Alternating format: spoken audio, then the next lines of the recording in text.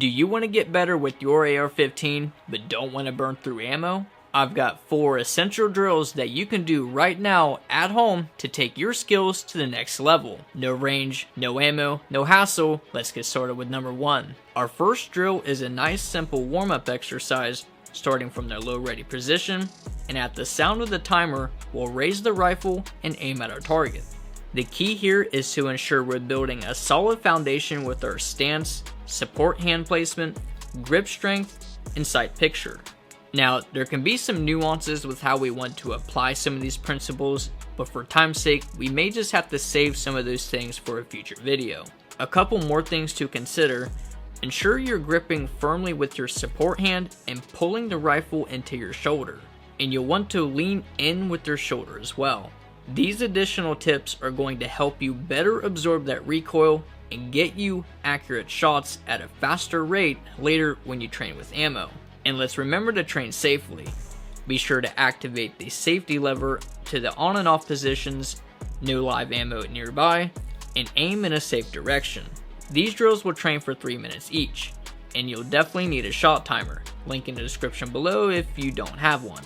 And by the way, if you're new here at Range Rulerz, my name is Parker, and here I help activate first time gun owners and beginner shooters to train with their firearms, grow their skills, and rule the range. If you haven't already, be sure to get a copy of my free range state checklist and my ebook at rangerulers.com, and the links to both of those resources are pinned down in the comments below this video. For the second drill, we will be training transitions. This is where a good stance and releasing unnecessary tension will come into play. The key with transitions is to rotate with your knees and upper body rather than driving your rifle around with your arms. Another huge key is that you want to look to your next target, then transition your red dot to it, rather than driving your rifle while only focusing on the dot. This can lead to inconsistent overdriving of the weapon and missing your target, so you definitely want to pay attention to this.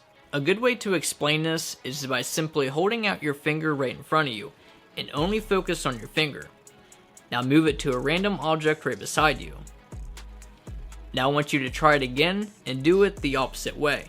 But before you move your finger, hurry up and focus on the object right before you.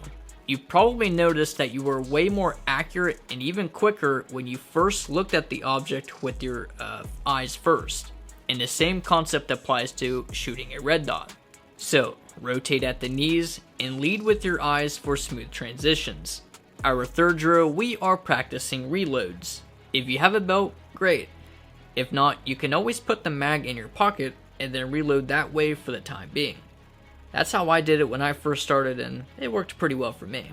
Now, whether you want to tuck the butt of the rifle inside your arm or you want to hold the shoulder position, it really doesn't matter. However, you may be sacrificing some time having to tuck it in. The main key here is to focus on the mag well as you reload and grip the mag consistently every time.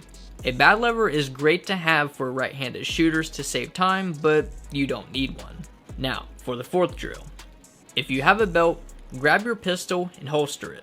Alright, try switching to your rifle. Good. Now try switching to your sidearm again. Do you see how fast that was? Remember, switching to your pistol is always faster than reloading. Did you catch that reference? Alright, enough with the jokes. An important safety factor with weapon transitions is that you want to go slow and focus on activating that safety switch when you transition to your sidearm. With your support hand, move the rifle to your side and simultaneously grip and draw your sidearm. Once your rifle is tucked, present your pistol. These are some beginner drills taught by the professionals that I've been implementing into my dry fire training, and I've been refining as I go. And I hope they help you as well. Remember to download your free range state checklist and get my ebook at rangerulers.com. And if you're looking for a guide to help you start building your own battle belt, well, you can learn that by watching that video here.